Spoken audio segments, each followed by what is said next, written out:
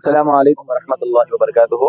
उम्मीद करता हूँ कि आप सब लोग खैरियत से होंगे। आज फिर हम हाजिर हैं आप लोगों के पास चंद और मसाइल को लेकर बगौर समाअत करें। आज का पहला मसला ये है कि गिरवी रखा हुआ माल, इसके ऊपर ज़कात फर्ज है या नहीं।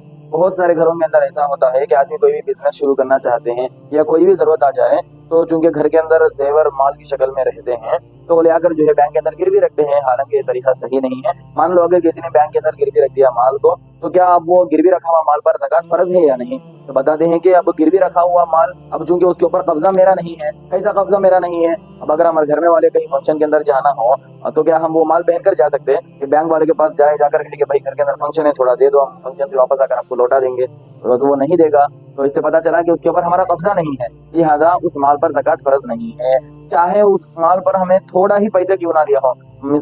मिसाल के तौर पर 2 लाख रुपए की कीमत के बकदर हमने जो है माल ले आकर बैंक के अंदर गिरवी के अंदर रखा और उसके जरिए से हमने माल कितना लिया? सिर्फ 20,000 रुपए ही लिया है, ज्यादा नहीं लिया। 1,80,000 अभी उसके ऊपर उसके पास ही है हमारे, हम जो है सिर्फ 20,000 ही लिए है, तो भी क्या हो पूरे 2 लाख के बकदर माल पर ज़कात फर्ज नहीं होगा। अब मान लीजिए मैंने गिरवी रखा, छुड़ा दिया।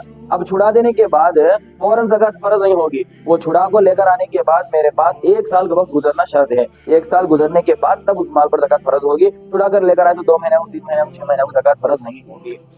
दूसरा मसला, दूसरों के पास कर्ज दी हुई रकम वापस मिलने की उम्मीद नहीं है, तो क्या उस पर भी ज़कात फर्ज है।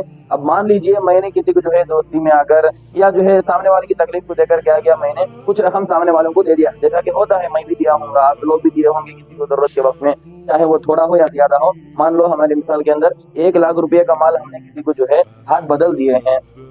अब वो आदमी जो है 2 महीने में वापस करने की बात किया, 2 महीने हो गए, 10 महीने हो गए, 1 साल हो गया, 2 साल हो गए, अब वो पैसा वापस आने का नामो निशानी नहीं ले रहा है। अब उसके ऊपर जो उम्मीद भी खत्म हो गई कि पैसा नहीं आ सकता, सामने वाला हमें डुबा दिया है। तो अब क्या वो जो लाख रुपए मैंने उसको हाथ बदल दिया हुआ है उसके ऊपर ज़कात फर्ज होगी या नहीं? क्योंकि वो पैसा तो मेरा अपना ही है, तो मेरे बैंक बैलेंस के तहत में वो पैसा आएगा, तो क्या उसके ऊपर ज़कात फर्ज है? तो बताते हैं कि अगर उस माल की मिलने की उम्मीद नहीं है तो उसके ऊपर ज़कात फर्ज नहीं है।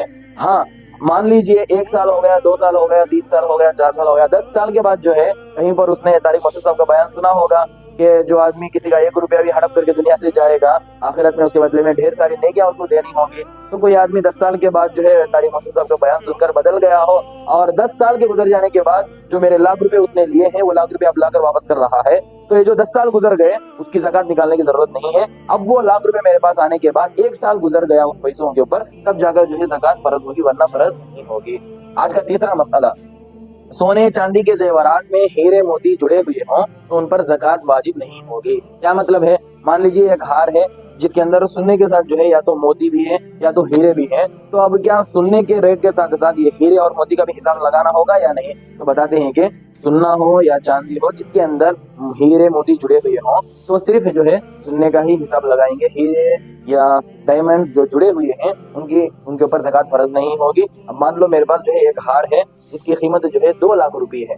अब वो 2 लाख रुपए के हार के अंदर 1,50,000 रुपये जो है सोने का है और 50,000 रुपए का मोती या डायमंड कोई भी है, तो अब ज़कात 2 लाख के ऊपर वाजिब नहीं होगी, बल्कि ये हीरे और मोती जो है इसको काट देंगे। ये जो 1,50,000 के बकदर जो सुन्ना उसके अंदर लगा हुआ है सिर्फ उसी के ऊपर ज़कात वाजिब होगी। जज़ाकुमुल्लाह खैर।